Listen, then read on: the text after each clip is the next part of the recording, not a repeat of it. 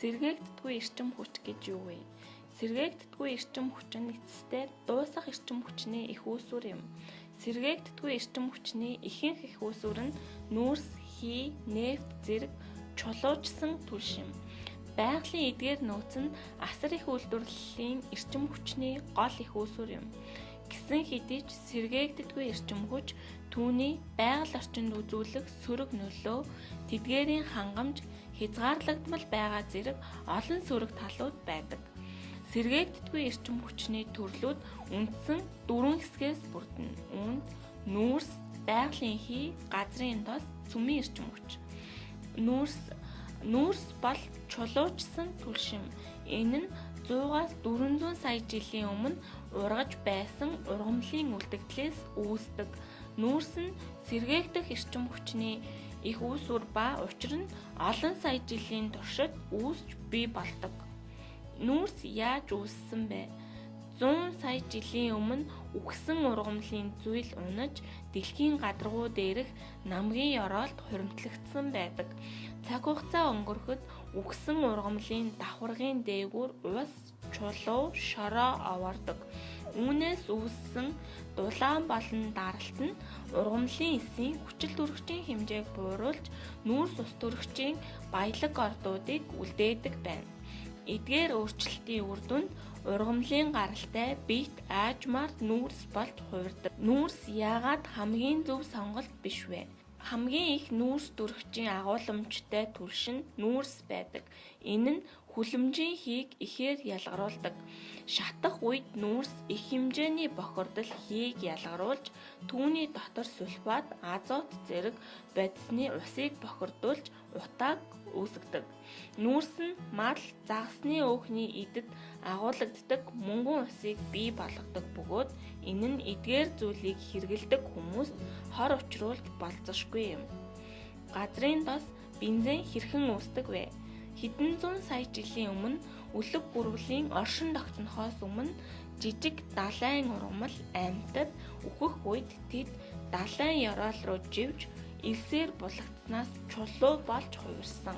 Давхаргууд нэмэгдэхийн хэрээр даралт, дулаан, үүсч аргоник бодисыг нүүрс ус төрөгчийн нэгдэл болгон задалдаг. Газрын тосноос ямар бүтээгдэхүүн авдаг вэ? Газрын тосноос гардаг хамгийн чухал бүтээгдэхүүн бол автомашинд ашиглагддаг бензин юм. Бусад газрын тосны бүтээгдэхүүн дизель, халаалтын тос, онгоцны тэрэлтэд түлш орно. Эдгээр бүтээгдэхүүнийг гол төлөв, тээвэр, аж үйлдвэрийн салбарт эрчим хүчний их үүсвэр болгон ашигладаг боловч нефтийн бүтээгдэхүүнийг арилжааны болон орон сууцны зориулалтаар ашигладаг. Нефт гэж нэрлэдэг газрын тос нь хэдэн зуун сая жилийн үхсэн далайн ургамал амьтдаас ялгарах бодисоос үүссэн. Түүхий тос гэдэг нь газрын тосыг анх газрын хөрснөөс гаргаж авах хэлбэр юм. Бид боловсруулагдах хүртэл түүхий тосыг эрчим хүч болгон ашиглаж чадахгүй. Газрын тос боловсруулах үйлдвэр нь түүхий тосыг янз бүрийн түлш болон бусад бүтээгдэхүүн болгон цэвэрлэж тусад нь салгадаг. Бензин бол газрын тосноос гардаг гол бүтээгдэхүүн юм. Үүнийг машин гэх мэт тээврийн хэрэгсэл түлш болгон ашигладаг. Байгалийн хий яаж үүсдэг вэ? 300-аас 400 сая жилийн өмнө далайн өчүүхэн ургамал амьтдын үлдэгдэл далайн ёроолд живж тэнд чулуу болон хувирсан тунадас нь булагдсан байдаг. Олон жилийн туршид чулуулгийн давхаргууд хэдэн мянган фут зузаан болж эрчим хүчээр баялаг ургамал амьтдын материалыг маш их даралтад оруулдаг. Эцэст нь даралт ба дулаан нь энэхүү аргоник холцыг газрын тос, шатхуун болон байгалийн хий болгон өөрчилсөн байдаг. Байгалийн хий нь чулуулгийн давхаргад ордог, яг л ус хөвөнд нэвтрэн автдаг шиг. Газрын гадаргаас гарсны дараа байгалийн хий юу болж хувирдаг вэ? Газрын гадаргаас авсны дараа байгалийн хийг холцоос цэвэрлэхийн тулд боловсруулах үйлдвэрт илгээдэг. Бөгөөд энэ нь ихэвчлэн метан, пропан, бутан зэрэг бусад хий болдог. Байгалийн эхийн сэргээгдэх эрчим хүчний их үүсвэр гэж тооцогддог боловч хог хаягдлаас үүдэн бий болсон метаны хийн сэргээгдэх их үүсвэр байж болно. Цөмийн эрчим хүч. Цөмийн эрчим хүч нь атомын цөмөөс гардаг эрчим хүч нь цөмийн нэгдэл эсвэл цөмийн задралаас үүсдэг. Цөмийн станцууд цахилгаан үүсгэхэд уран гэж нэрлэгддэг цацраг идэвхт элементийн цөмийн хуваагдлыг ашигладаг. Уран гэж юу вэ? Уран бол дэлхий анх үүсэх үед бий болсон цацраг идэвхт элемент юм. Уран бол амархан хуваагддаг цөөхөн элементийн нэг тул атомын цахилгаан станцуудад түлш болгон ашигладаг. Хэдийгээр уран нь дэлхий даяар олддог боловч сэргээгддэггүй эрчим хүчний их үүсвэр хэвээр байна. Сэргээгддэггүй эрчим хүчийг юунд ашигладаг вэ?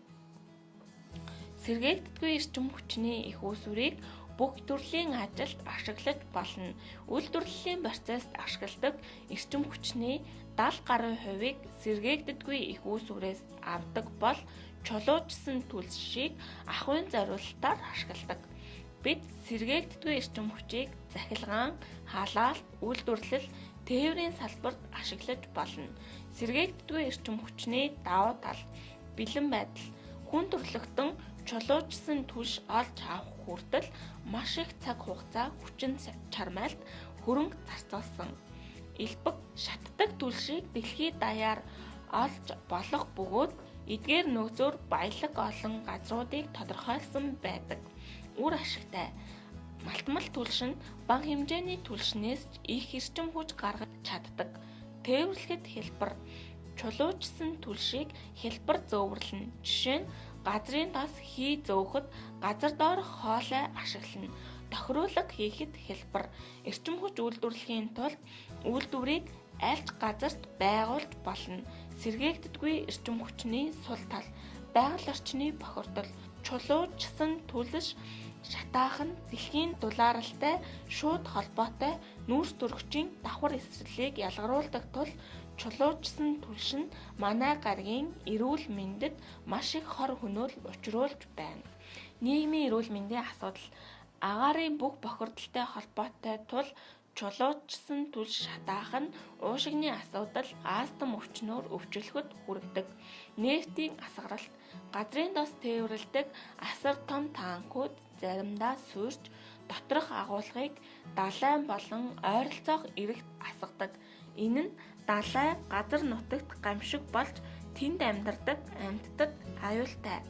Өсөн нэмэгдэж буй зардал: цөөхөн улсууд их хэмжээний чулуужсан түлш эзэмшдэг тул анхааруулга өгөхгүйгээр шатхууны үн өсөх боломжтой. Ажилчдын эрүүл мэндэд учирч болох эрсдлүүд: нүүрс олборлох эсвэл газрын дос өрөмтөх нь маш аюултай бөгөөд энэ нь жил бүр олон тооны өвчин, гэмтэл, амь насаа алдахад хүргэдэг. Тийм дулаалын ялгарлыг бууруулж илүү ногоон орчин бүрдүүлцгээе. Эрчим хүчээ хэмнэж байгаль дэлхийгээ хамгаалъя.